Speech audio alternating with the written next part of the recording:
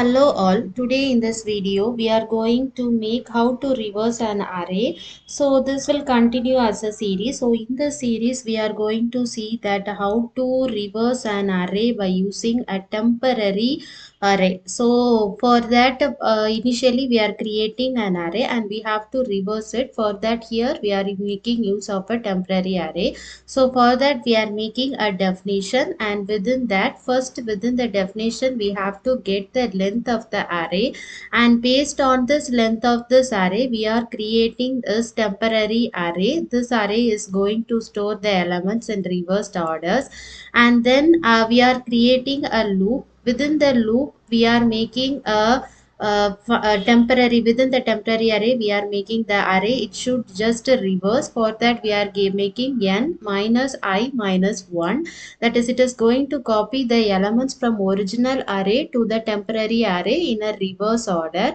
and then again we are copying back to the elements to the original array. For that also we are creating a loop. In that, with the array within this that is, the elements within this temporary array will be given back to the original array.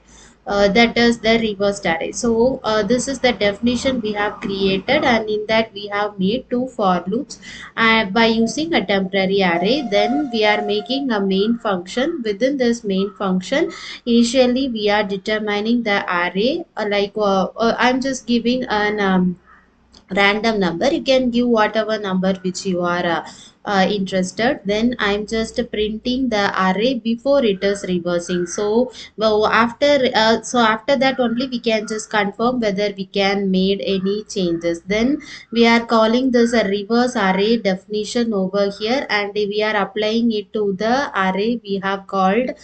So within the reverse array definition also we will be calling the array only. Here you may notice. Then by using this reverse array, now it is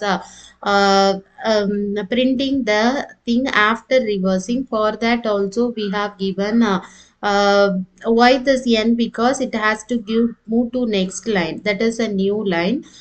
So we have given print n and print after reversing. So after reversing, this operation will go on, that is the loop operation. It will take place for the length of the array. Since here five number of elements are having in the array, it will just the loop will works for nearly five uh, iterations, that is five loops, and after that we will get this element after reversing.